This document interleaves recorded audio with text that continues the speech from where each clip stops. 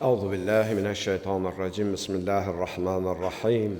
İbadallah, usikum və nəfsi bi təqvallah. Əziz möhtərəm möminlər, bir daha özümü və sizləri ilahi təqvaya riayət eləməyə dəvət edirəm. Allah mütəal bizləri təqvalı yaşamaqda müvəffəq eləsin inşallah. Mən ikinci xutbə, fərqli bir mövzuda xutbə hazırlamışdım.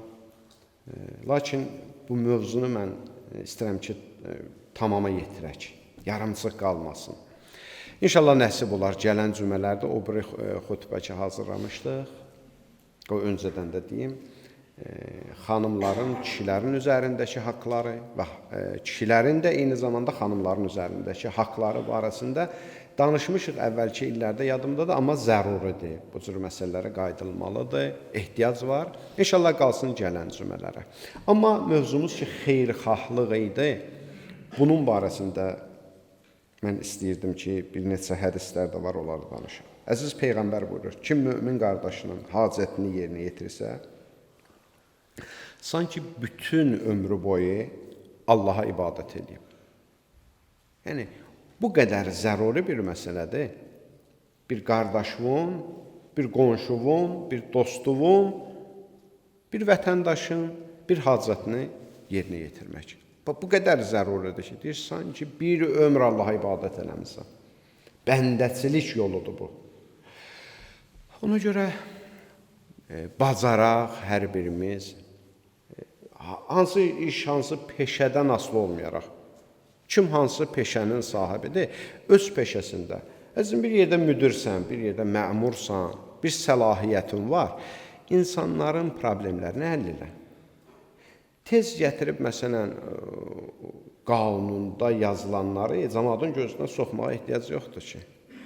Bəzi hallarda sən özünə lazım olanda, özünə sərf eləyəndə müdür, o qanundan bir damcı belə kənar vurulub keçirsən də. Mən demirəm qanunu pozaq, mən belə bir şey təbliğ eləmirəm. Amma bəzi hallarda var da, qanunun görürsən ki, bir yüngül tərəfi də olur, bir ağır tərəfi də olur.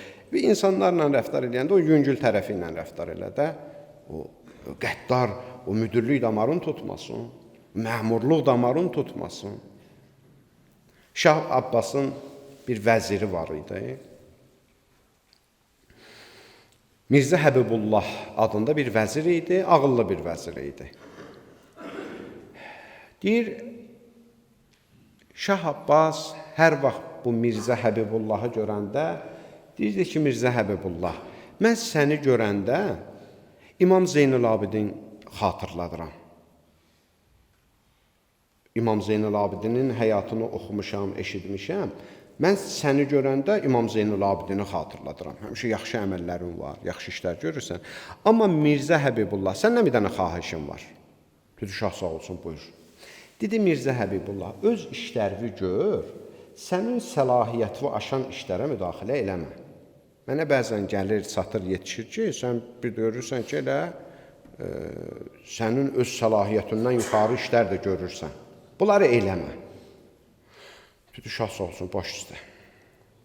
Elə çıxmışdı şahın yanından, sarayın içində gedirdi, gördü, məsələn, sarayın bir işçilərindən də indi bir aşbazımı, bir xidmətçisimi gəldi, dedi ki, Mirzə Həbibullah, bu sənədi imzalamaq lazımdır, gedim məsələn, xəzinədən məvacibimi alın.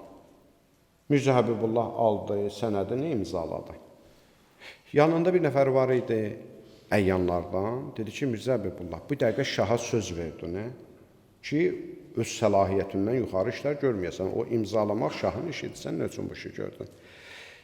Dedi ki, eşitmədin ki, şah məni İmam Zeynul Abidinə bənzədir. İnsanların bu cür işlərini görməsən, onların hər işini qaytarsam dala. Məni İmam Hüseynin qatili Şimr kimi tanıtdırarlar. İndi ay müdür, ay məmur, çalış bu həyatda bir 50-60 ilində əlbə fürsət düşüb, Şimr kimi tarixdə qalmadı. Elə çalış ki, məsələn, yaxşı insanlar kimi tarixdə qal. Bu yaxşılıqlar fürsətdir sənin üçün, Allah bir fürsət verib əlində. Bir insan gələndə yanva, bir xahişə bir insan gələndə o müşkülünə həll eləcəklə. Çətinə salma cinəndə, bunun görürsən ki, düzələn tərəfi var, dağa daşa salma cinən insana da.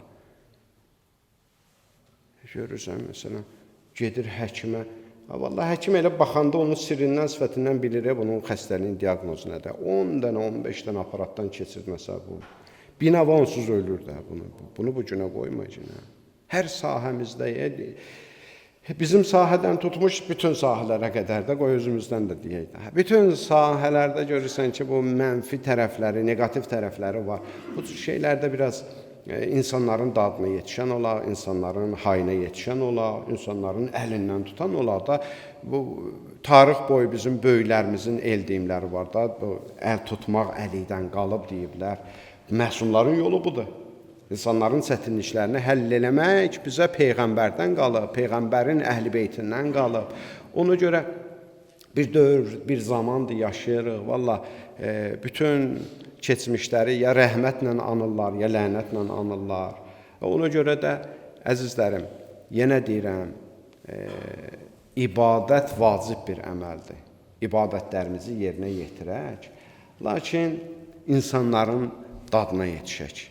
İnsanların müşkülünü həll eləyək, insanların çətinlikini həll eləyək. Ən azından da birdən bəzi hallarda olur da, görürsən ki, sənin gücün xaricindədir. Heç olmasa insanları ümidsiz eləməyək. Ona bir sözlə təsəlli vercinə, tamam ümidlərini kəsib qırmacına və əgər bacarırsansa, öz gücün xaricindədir, ged bir başqasından xahiş elə onun müşkili barəsində, onun çətinliyi barəsində. Heç nə olmaz bunu ilə. Böyük ariflərdən, sözümü tamam edirəm, böyük ariflərdən biri oğluna deyirdi ki, oğlum, çalış insanların müşkillərini həll elə.